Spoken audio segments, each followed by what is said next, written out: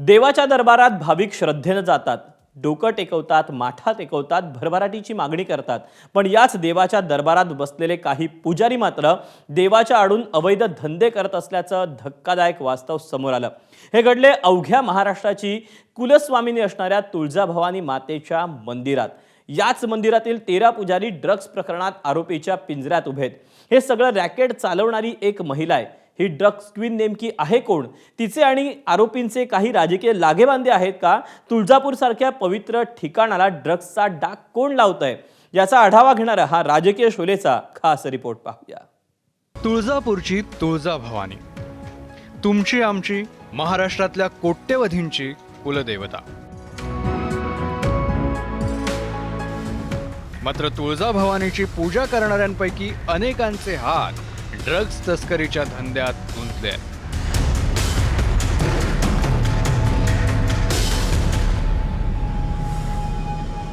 होय, ड्रग्ज रॅकेटमध्ये एक दोन नव्हे तर तुळजाभवानी मंदिरातील 13 पुजारी आरोपीच्या पिंजऱ्यात उभे आहेत. त्यामुळे देवीचे काही पुजारी तुळजापूरचे कैवारी झाल्याची चर्चा महाराष्ट्रभर सुरू आहे. आता या सगळ्या पुजाऱ्यांवर प्रशासन काय कारवाई करणार याकडे सगळ्यांचंच लक्ष असेल.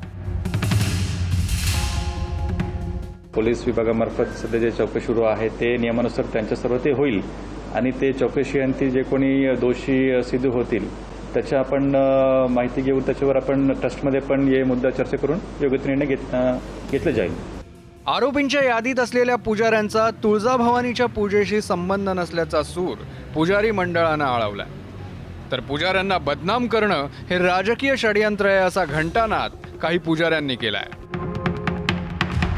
पुजारी हा देवीचा भक्त आहे, तुळजापूरची बदनामी होऊ नये अशा स्वरूपाची पुजाऱ्यांची भूमिका पहिल्यापासून होती.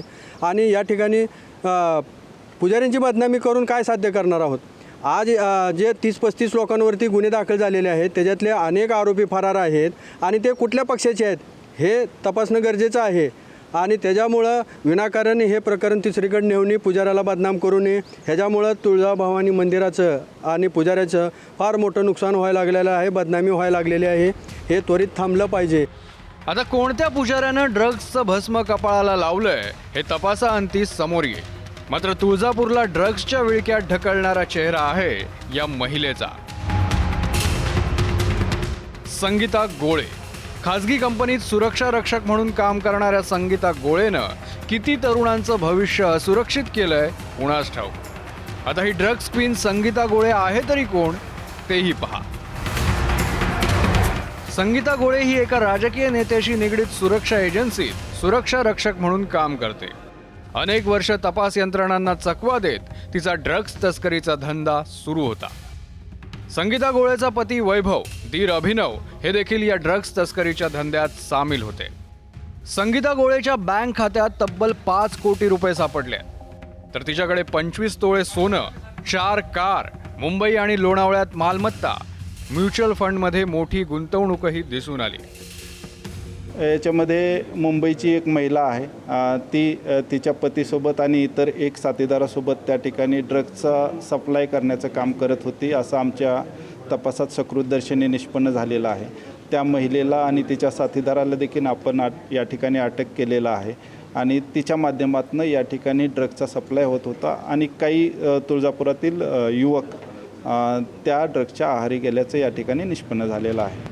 आता या संगीता गोळेनं तुळजापुरात कुणाकुणाला हाताशी धरलं होतं याची माहिती देखील एबीपी माझाच्या हाती लागली आहे. मुंबई ड्रग्ज प्रकरणातील आरोपी पिंटू मुळेची ड्रग्ज क्वीन संगीता गोळे आणि तिचा पती वैभव गोळेशी भेट झाली.